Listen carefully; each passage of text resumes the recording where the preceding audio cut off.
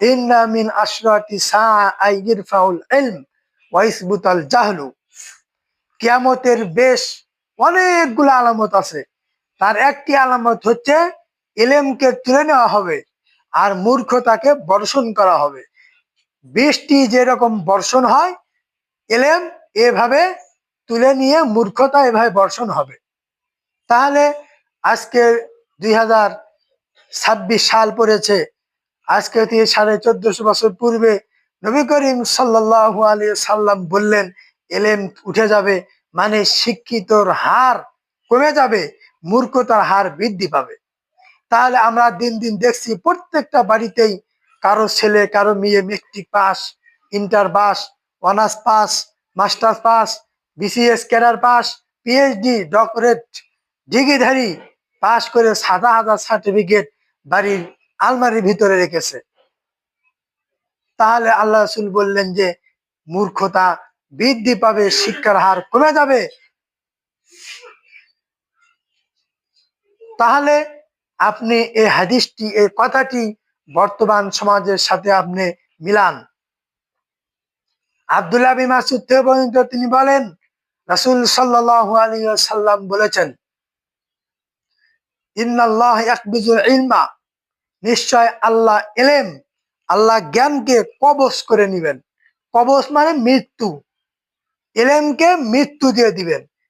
ইনতাজিআন ইয়ানতাজিহু মিনান নাস, এই ইলমকে মানুষের থেকে আল্লাহ ছিনিয়ে নেবেন না, তুলে নেবেন না।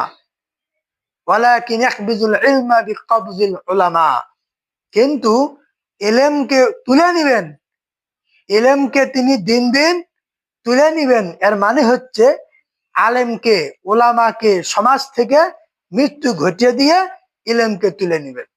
আজকে থেকে 100 বছর পূর্বে যে সমস্ত জ্ঞানী আলেম ছিলেন, নাসিরউদ্দিন আলবানী, বিন বাস, সালেহ বিন উসাইমিন, তাদের মতন জ্ঞানী যারা ছিলেন, এখন বর্তমানে তাদের ওই স্থানে তাদের মতন জ্ঞানী লোক নেই, তাদের চেয়ে কম। আমরা জানি সাইদিকে হত্যা করা হয়েছে, সাইদির মতন আরো 100 বছরে সাইদি তৈরি হবে কিনা কোনো গ্যারান্টি নেই।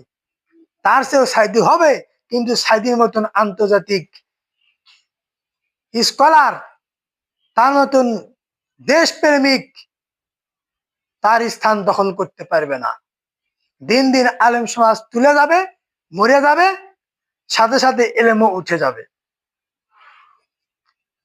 হাত্তা ইযা লাম ইয়াবকা আলিমান ইত্তাখাযু নাসু রুআসান জুহালা, এইভাবে ইলম আলেমকে তুলে নেওয়ার পরে এক পর্যায়ে ইত্তাখাযু নাসু রুআসান জুহালা, মানুষ মূর্খ মানুষকে নেতৃত্বের স্থানীয় বসে দিয়ে ওই মূর্খ নেতার অনুকরণ করবে। ফাফতাও, ওই মূর্খর কাছে ফতুয়া চাবে। ফাসুইলু ফাফতা বিগাইরি ইলমিন, ইলম ছাড়া বিনা ইলমে ভণ্ডামি ফতুয়া দিবে।